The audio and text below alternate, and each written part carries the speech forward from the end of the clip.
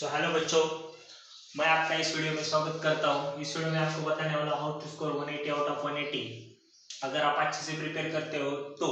ठीक है, तो इसमें हम देखेंगे कि फिजिक्स में कौन से चैप्टर डिफिकल्ट लेवल में आते हैं, कौन से लो लेवल में आते हैं और कौन से चैप्टर यहाँ पर मॉडरेट यानी कि मीडियम लेवल में आते हैं। ठीक है, तो सबसे पहले हम यहाँ पर देखेंगे कि डिफिकल्टी लेवल लो होगी तो उसमें कौन से चैप्टर आते हैं। तो सबसे ज्यादा चैप्टर इसी लेवल में आते हैं जो कि लो लेवल है या डिफिकल्टी लेवल उसका खासा लो होता है, और इससे हम 100 मार्क्स स्कोर कर सकते हैं। कितने मार्क्स?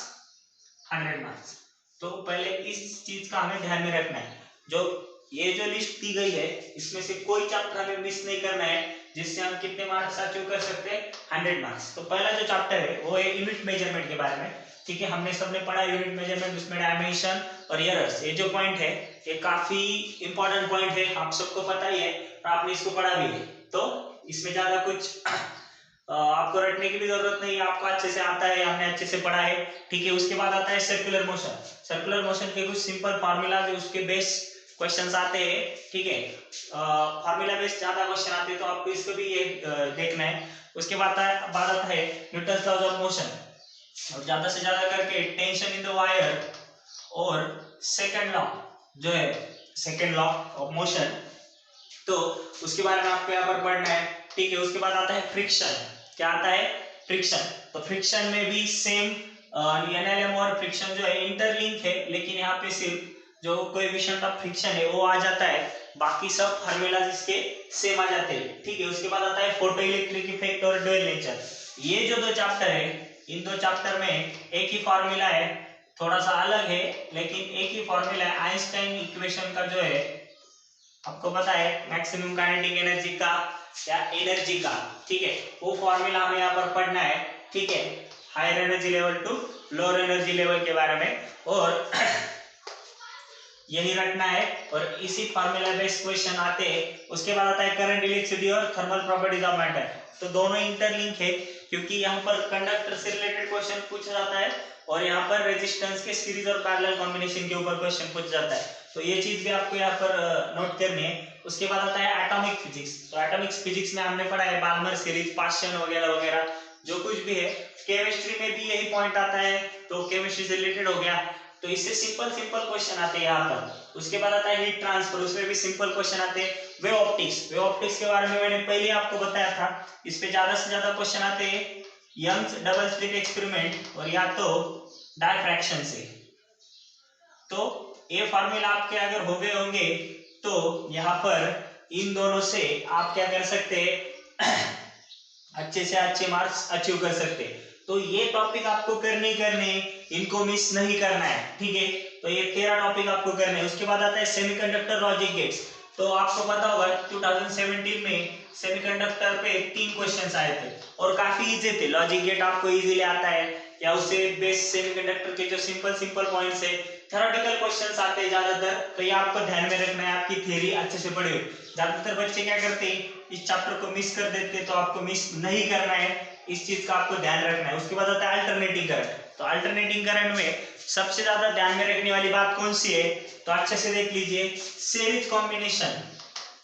तो एलसीआर के, इंडक्टर के, कैपेसिटर और रेजिस्टर के जो सीरीज कॉम्बिनेशन के सर्किट है उस पे ज्यादा से ज्यादा क्वेश्चन आते हैं। तो अल्टरनेटिंग करंट में ये चीज आपको ध्यान में रखनी है। और ये 13 जो टॉपिक है, 13 टॉपिक्स है, उसको मिस नहीं करना है क्योंकि उससे हम ज्यादा से ज्यादा मार्क्स अचीव कर सकते हैं। मतलब जो डिफिकल्टी लेवल लो है, लो डिफिकल्टी लेवल में हम मैक्सिमम मार्क्स अचीव कर सकते हैं। वो कितने, वो 100 मार्क्स। ठीक है, अगर आपको 180 आउट ऑफ 180 या 150 के अबो जाना है तो इन चैप्टर्स को मिस नहीं करना है, इन चैप्टर्स से कोई भी मार्क्स आपको नहीं गंवाना है। ठीक है, काफी सिंपल है, फॉर्मूला बेस्ड क्वेश्चन आते हैं ज्यादातर और सिंपल, और सेमीकंडक्टर पे जो बेस्ट क्वेश्चन है आप 10-10 सेकंड में सॉल्व कर सकते हैं। ओके, तो ठीक है बच्चों, यहाँ पर आप देख सकते हैं मीडियम लेवल्स के क्वेश्चन जो है, कौन से लेवल के, मीडियम लेवल के। ठीक है, तो मीडियम लेवल के क्वेश्चन इन चैप्टर्स पे आते हैं। कौन से? इलेक्ट्रोस्टैटिक, ग्रेविटेशन, उसके बाद work power energy, kinematics, centre of mass, mechanical properties of matter, capacitor, magnetic effect, electric current and nuclear physics. ठीक है, जहां तक मैं बात करूं इलेक्ट्रोस्टैटिक और ग्रेविटेशन की, दोनों ही चैप्टर जो है एक दूसरे से इंटरलिंक है। कैसे इंटरलिंक है? जैसे कि आप सब फार्मूला देखेंगे कि एक दूसरे से सेम लगते हैं, तो आप इनको इंटरलिंक करके पढ़ेंगे। जो ग्रेविटेशन कांस्टेंट का है वो डिफरेंस आप यहाँ पर मैच करेंगे हमारे डाइलेक्ट्रिक कांस्टेंट से, तो हमारे सारे फार्मूला सेम आ जाएंगे और ज्यादा कुछ करने की जरूरत नहीं पड़ेगी। ठीक है, तो इस पे भी फार्मूला बेस्ड क्वेश्चन आते हैं, लेकिन हम थोड़े से कंफ्यूज हो जाते हैं। ठीक है, तो इसलिए हमने ये पॉइंट मीडियम लेवल में रखा है। किसमें रखा है? मीडियम लेवल में। ठीक है, उसके बाद वर्क पावर एनर्जी। तो वर्क पावर एनर्जी जो पॉइंट है, इसमें से जो क्वेश्चन है, ये जो क्वेश्चन है बहुत बार कंफ्यूज हो जाते हैं हम, या तो इस पे जो क्वेश्चन हमें लगता है आसान है लेकिन हम कभी कभार भूल जाते हैं, और इस पे जो क्वेश्चन है जो आते हैं वो बाकी के चैप्टर्स में भी रिलेटेड होते हैं। वर्क और पावर और एनर्जी बहुत जगह आता है, इसलिए इंटरलिंक क्वेश्चन हो सकता है ये। ठीक है, काइनेमेटिक्स, तो काइनेमेटिक्स के बारे में हमें पता है कि ज्यादातर क्वेश्चन कंफ्यूजिंग होते हैं और कम फार्मूला होने की वजह से हम थोड़ा सा कंफ्यूज हो जाते हैं, तो इससे भी ध्यान देने की जरूरत है। मीडियम लेवल में डाला गया इसलिए। सेंटर ऑफ मास भी वैसा है। ठीक है, उसके बाद मैकेनिकल प्रॉपर्टीज। मैकेनिकल प्रॉपर्टीज में आता है इलास्टिसिटी और हमारा सरफेस टेंशन। तो ये दो चीजों की आपकी अच्छी सी तैयारी होगी, लेकिन थोड़े से न्यूमेरिकल लेवल के क्वेश्चन पूछे जाते, तो इसके जुड़े क्वेश्चन जो है आपको एनसीईआरटी से करने होंगे। तो ज्यादातर क्वेश्चन एनसीईआरटी से आते हैं। कहां से आते हैं? एनसीईआरटी से। तो एनसीईआरटी का एग्जाम्पलर है तो वहां से करने। ठीक है, उसके बाद आता है कैपेसिटर। तो कैपेसिटर आपको पता है, उसका सीरीज और parallel combination, Kirchhoff's law for capacitor, और उसके बाद उसके जो अलग अलग जो टाइप्स है उस पे फार्मूला बेस्ड क्वेश्चन भी आ जाते हैं, तो हम थोड़ा सा कंफ्यूज हो सकते हैं। इसलिए मैग्नेटिक इफेक्ट और इलेक्ट्रोस्टैटिक्स का सेम है, तो इसलिए यहाँ उसको भी यहाँ पर डाला गया है। और उसके बाद आता है न्यूक्लियर फिजिक्स। तो न्यूक्लियर फिजिक्स में आपको पता है थोड़ा सा थ्योरेटिकल कंसेप्ट है और केमिस्ट्री से जुड़ा है, तो थोड़ा सा लेवल उसका हाई हो जाता है, तो इसलिए उसको सेकेंड लेवल में डाला है। तो जो मीडियम लेवल है उसमें हम कितने मार्क्स अचीव कर सकते हैं? तो आप इतना 40 to 60 ले सकते हैं, और सिक्योरिटी के लिए हम 40 to 50 भी कर सकते हैं। ठीक है, तो इसको भी हमें छोड़ना नहीं है, ये पूरे के पूरे चैप्टर हमें परफेक्टली कर लेने हैं। इसके बाद हम पहुंचते हैं 150 तक या 140 तक, तो ये ध्यान में रखना है। ठीक है, ओके।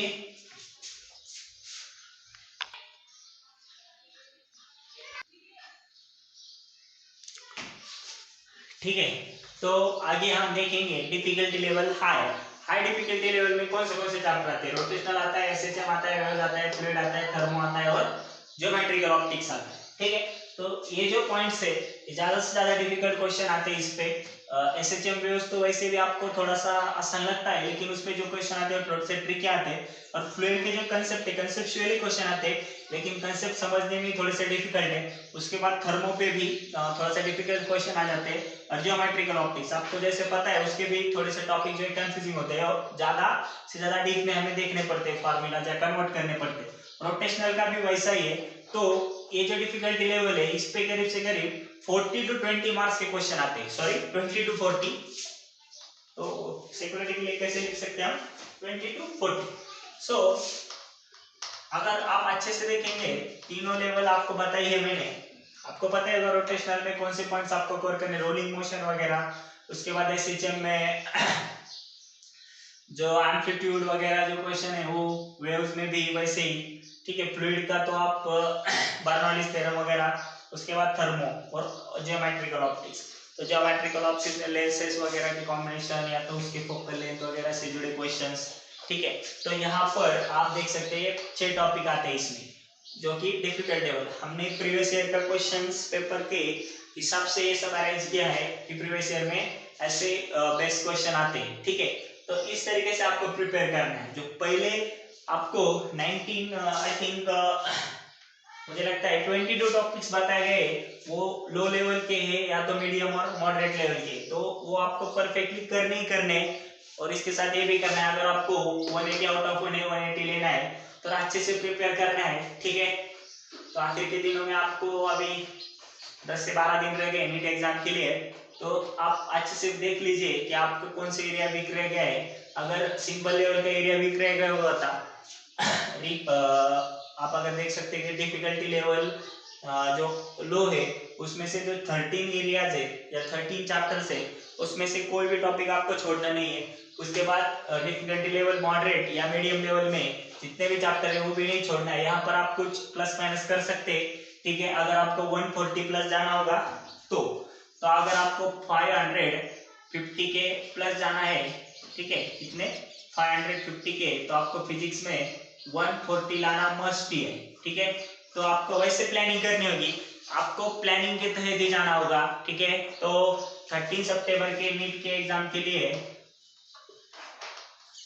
आपको शुभकामनाएं। Thank you. अगर आपको वीडियो पसंद आ गया हो तो आप उसे लाइक शेयर एंड सब्सक्राइब करिए। और ये रूरल एरियाज के बच्चों के लिए आपके लिए चैनल चलाता हूँ। Thank you.